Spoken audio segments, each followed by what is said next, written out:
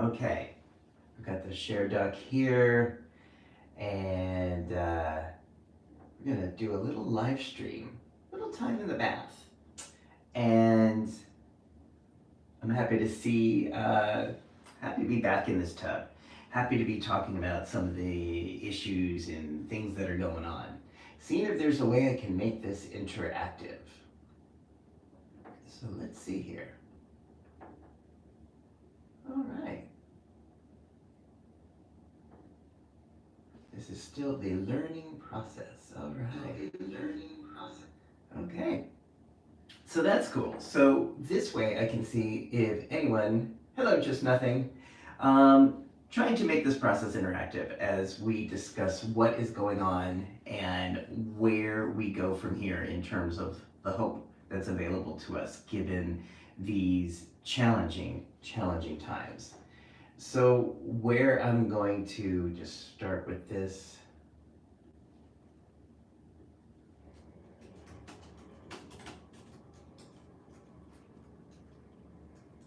Hope for the year ahead. All right.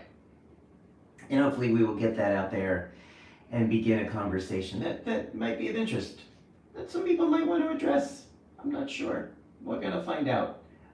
Thank you for bearing with me during the, I know in life, this is all an experiment. And it kind of gets to the point of today being that this is really all an experiment. All right. So let me play the theme here.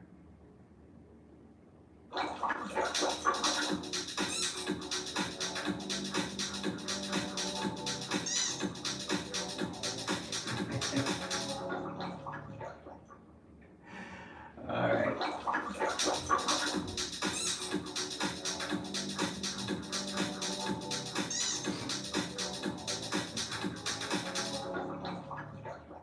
Okay. So welcome to the special debriefing episode of Tough Talks. I usually don't do live and decided I wanted to do that. There was going to be a guest here that was going to talk about the election of 2024 and some of the outcomes and debriefings. But due to the disappointment and outcome of the election, this person did not feel they could participate in a conversation, which I completely understand. And so I thought it was time now to talk about some of these things. It's been nearly 2 weeks, really 1 week and 6 days since the election took place in the United States, the 2024 presidential and Congress elections, as well as lots of local elections. And I am challenged. And most people I know are feeling challenged by this. This was not the outcome we had worked for. This is not the outcome we had hoped for. So what happened? Well, the candidate that many of us felt very excited about and enthusiastic and joyful about, Kamala Harris, lost. And she lost. She did not lose by a landslide, which we're going to talk about. But there was something about this that really hit hard for many of us. There was something that she invoked, invited, inspired in so many of us. A sense of hope, a sense of joy. For a lot of us in the United States, at least those of us who vote for candidates that represent a vision of the future that we would like to see, a vision that represents inclusion, compassion, humanity, civil rights, social justice, reproductive rights, LGBTQ rights, marriage equality. We have put a lot of our spirit and a lot of our faith in these candidates. And I remember a time growing up when there really weren't candidates that spoke to these issues. And for the last 16 years, starting with Barack Obama's victory in 2008, I think a lot of us believed that we were on a trajectory toward going in that direction. That a lot of us believed that we were moving in a direction, not a perfect linear direction, but with Obama's victories in 2008 and 2012, There was a sense that this country was getting in the right gear toward these goals. And then we had a setback in 2016 when Hillary Clinton lost the Electoral College, not the popular, but the Electoral College. And that kind of was a wake up call for a lot of us. A lot of us that maybe hadn't been involved in politics or had been but gotten kind of complacent and, dare I say, lazy, speaking of myself. I hadn't really been involved a whole lot in the 2016 campaigns because I just sort of thought, things are going well.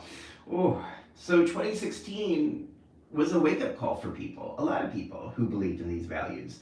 It was a wake up call to get involved, to get active, to get back into that line so we could get back on the right path. And a lot of us kind of carry this idea that if we marched in enough parades, if we showed up for enough protests, if we knocked on enough doors, if we read enough Michelle Obama books, that we could get this ship back on course.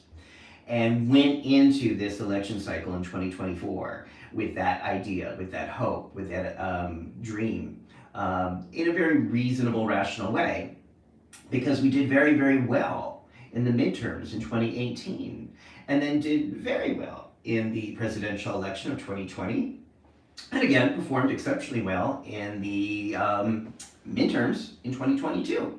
So it kind of looked like that we were back on path. It looked like we were back on course. And then election of 2024 happened.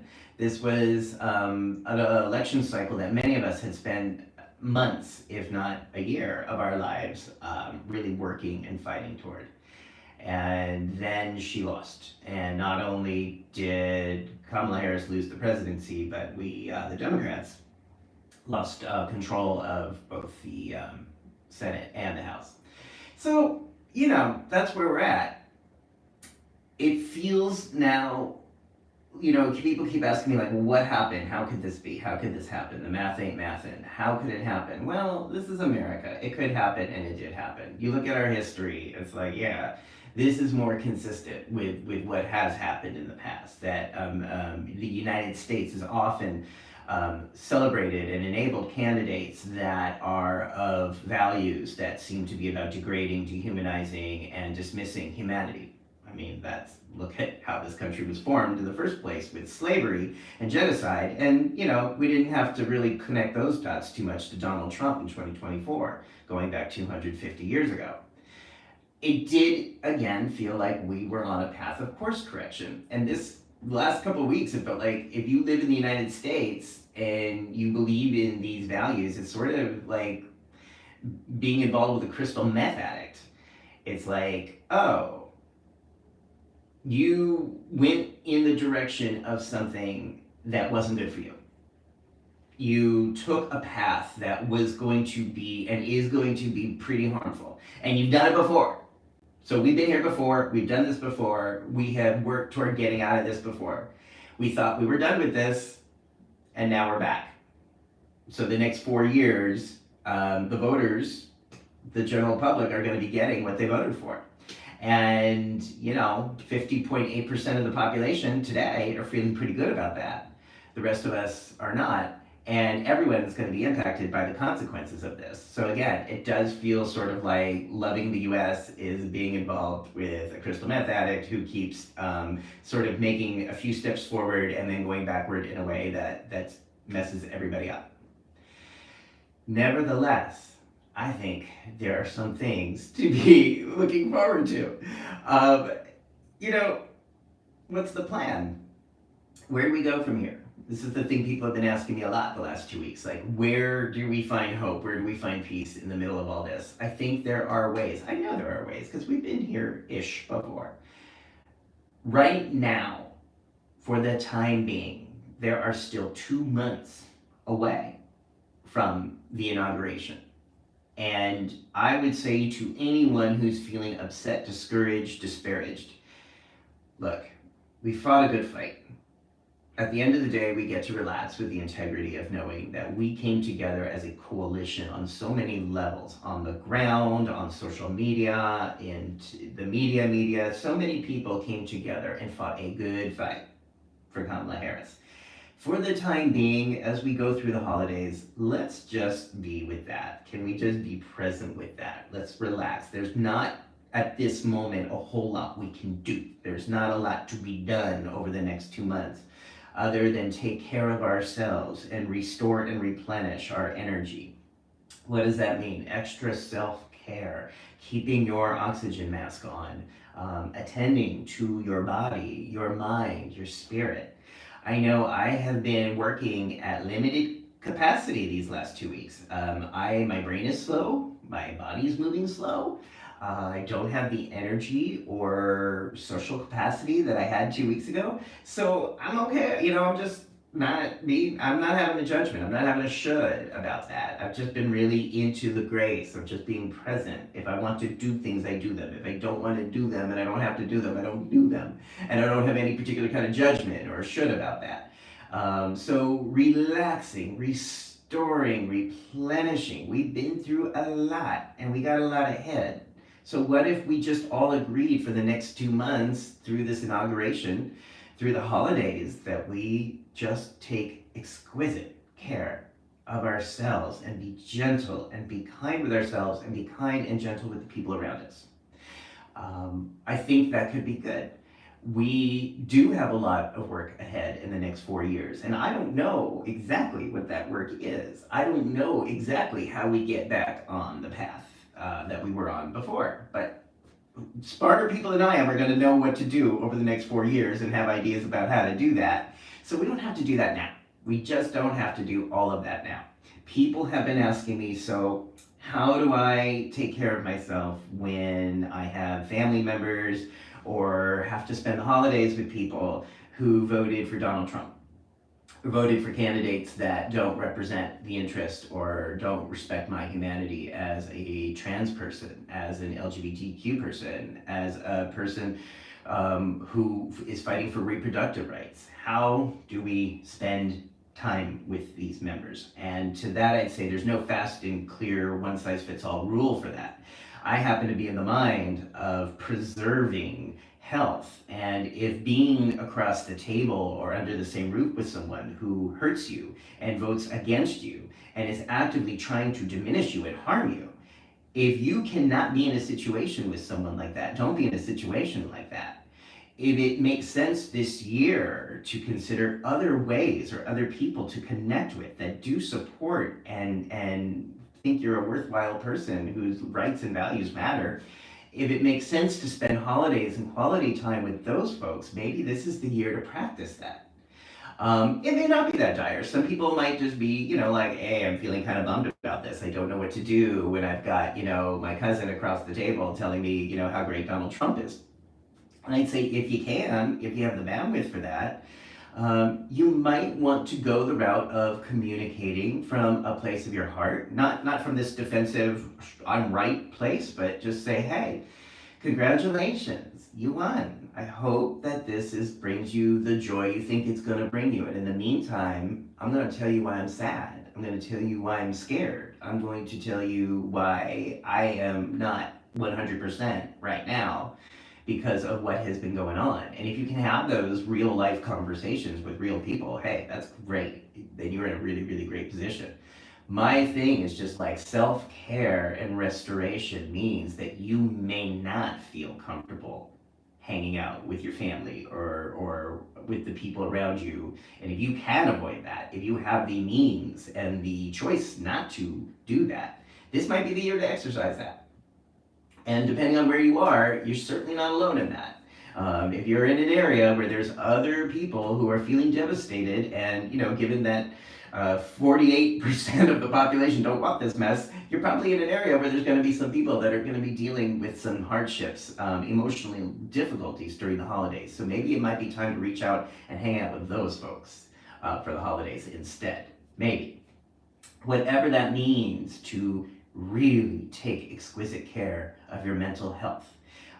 That's going to be the path forward to resistance. And that is the part that I really want to talk about.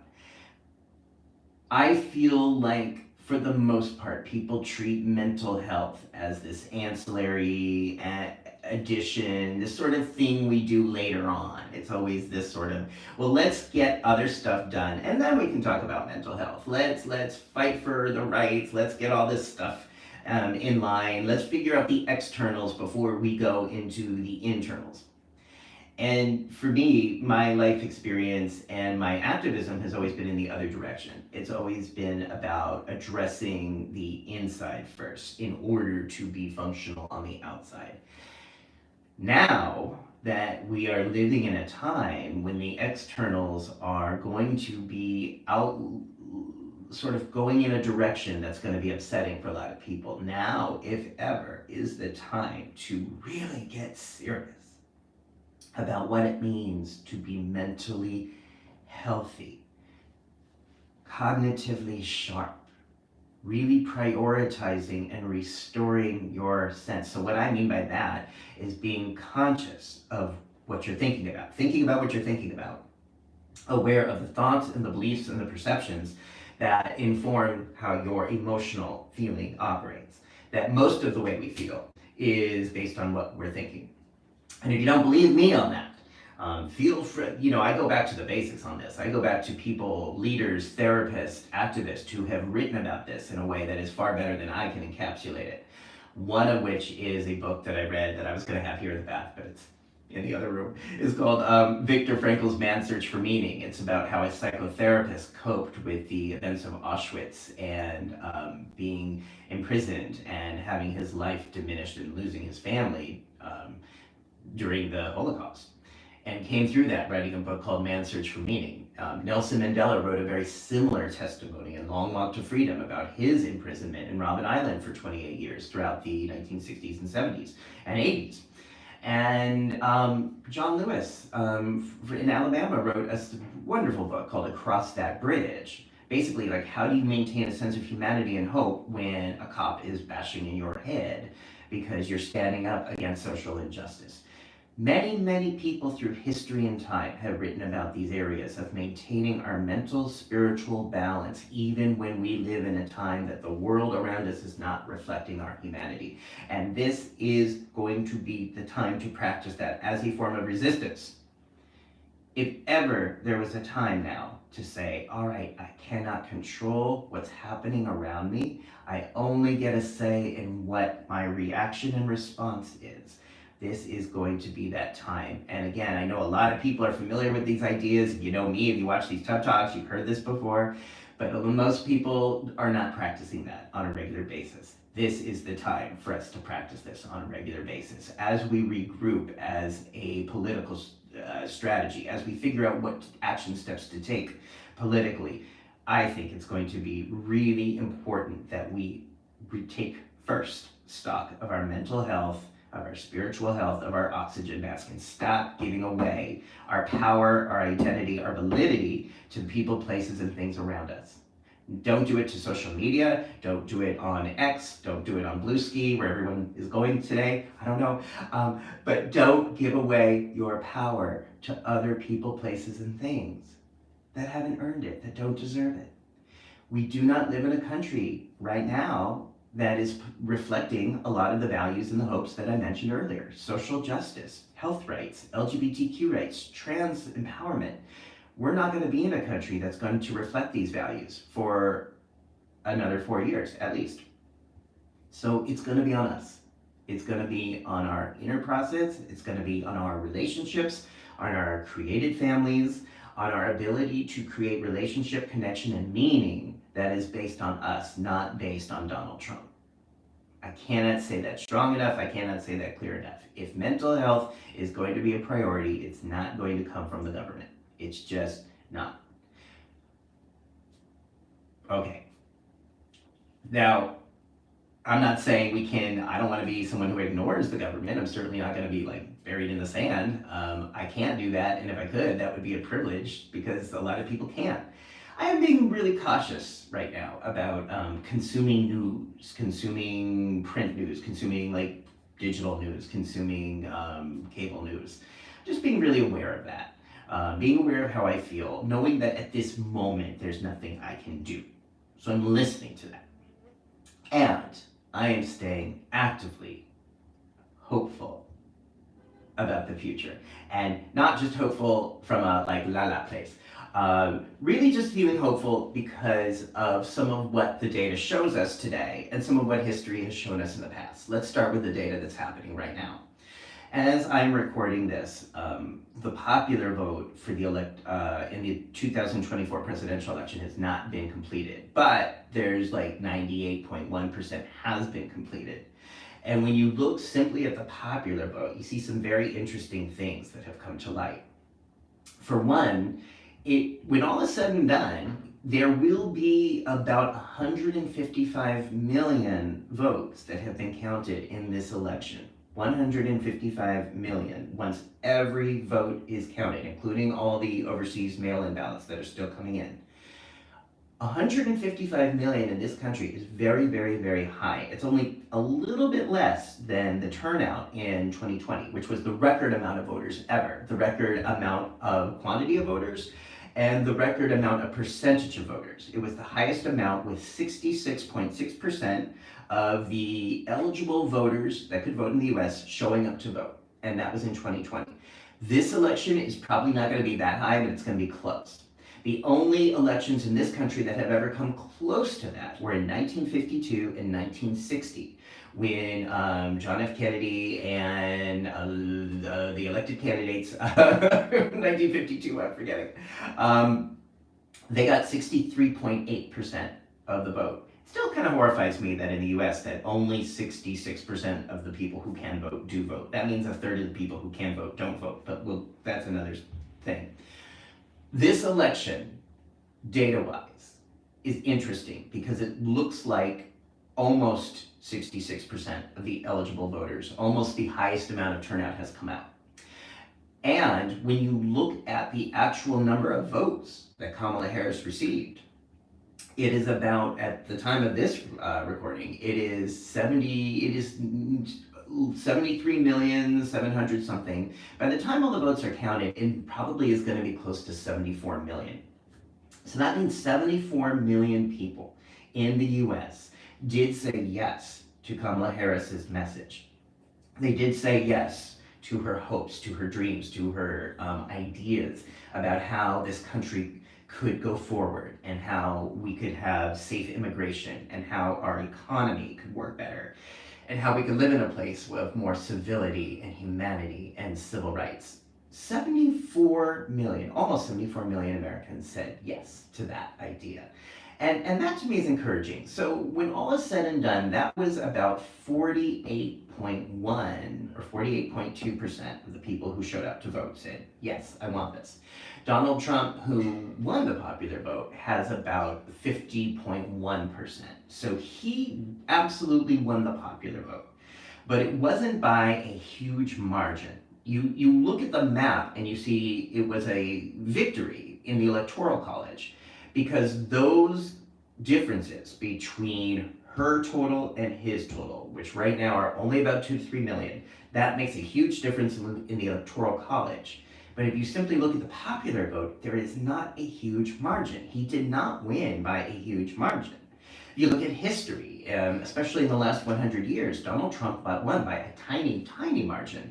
When all is said and done, it's looking like he won by about 1.7% of the popular vote.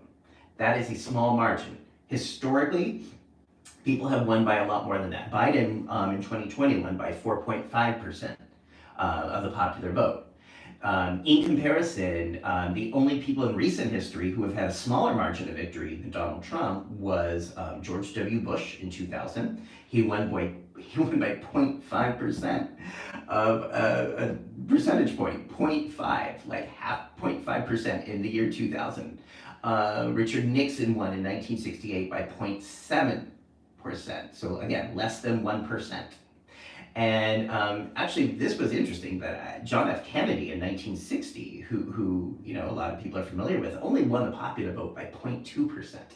So these were smaller margins, but these small margins are pretty rare in the last 100 years. The United States typically has the popular vote, and there's usually a decisive victory. Obama was very decisive. Biden was very decisive. Bill Clinton's victory was very decisive. Donald Trump's, 1.7%. Not much.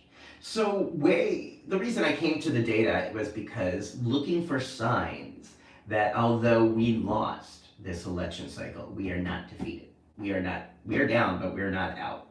That 48+% of the voting population said yes to Kamala and yes to the ideas that we were working so hard for. I think that's a hopeful message. The other thing that gives me some sort of hope is the context, the history. I remember exactly 20 years ago at this time. I remember late November of 2004. And I know a lot of people who watch my show have memories that go back that far.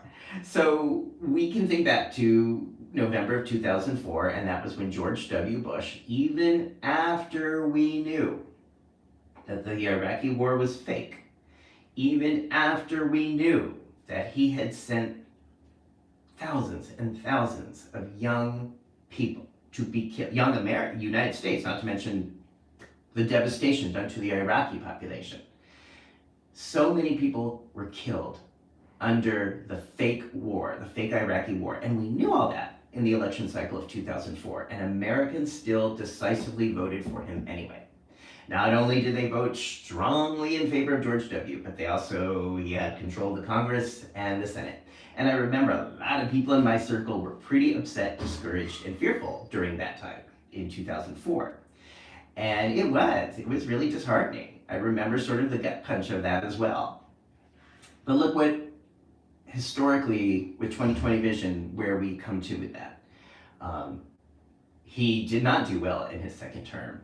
And basically, all the stuff that happened in George W.'s second term is ultimately what led to the rise and empowerment and victory of Barack Obama in 2008, also gaining control of the House and the Senate in 2008. We are in a much better position today in the Democratic Party, statistically, in terms of the votes, than we were in 2004. So what that says to me is that whatever plays out, whatever devastation or difficulties and traumas play out in these next 4 years on the political stage, we have reason to believe that there's still going to be a turnaround in 4 years, and that we cannot lose sight of that. Now, I'm not saying that, all right, well, let's, sing and do the happy dance. I'm just saying that if we hang in there, when we hang in there and maintain our health, our sense of purpose, our sense of peace, our sense of pleasure, that there is a lot to look forward to in some of the years ahead. And what that means is that for now, what we all got to do, who are unhappy today, is get through this, not to take actions or take steps to diminish your mental, physical health, not to take actions or steps which diminish or harm other people's physical and mental health. Joy is a form of resistance. Pleasure is a form of resistance. And as I said earlier, if there ever has been a time in recent history for us to actually practice getting through a period of time and seeing how we get through this with mental health, with peace, with purpose, with pleasure, this is the time to do that. And that's what I'm going to be focusing on. That's what a lot of these TED Talks are going to be about from here on out, is how we do that and how we practice that. If you have ideas about that and you're in the Brooklyn area and you want to talk with me about that in this tub, come on over. Or if I'm in your area, let's have this talk, because I'm open. But in the meantime, what I'm doing over the next couple months is just kind of relaxing, enjoying seeing some friends, taking time, and again, getting back to some of the sources of people who have been through pretty turbulent, politically turbulent, socially turbulent times, and come out of it with respect and peace and calm and dignity, and ultimately a sense of forgiveness, as Nelson Mandela has written so eloquently about. Now, I don't know what I'm doing here electronically, so I want to see if there's any comments before. Okay. Oh, hi there. Oh, Ian, thank you. I appreciate that. Thank you, Ian. Thank you for the nice comment. Hey, Dom. Very good to see you. Thank you for watching. You're invited to the tub anytime. So come on over. So folks, thank you. Again, I just wanted to begin this conversation. This is only the beginning. My talks and my guests are going to be talking about this, and we can get through this. There are reasons to be hopeful today. There are reasons to be hopeful historically. There are reasons to believe that we can, as a community, as a group, survive and thrive through a possibly, probably painful period of our history. But we've done it before. We will do it again. Thank you for watching. And now I have to figure out how to stop it.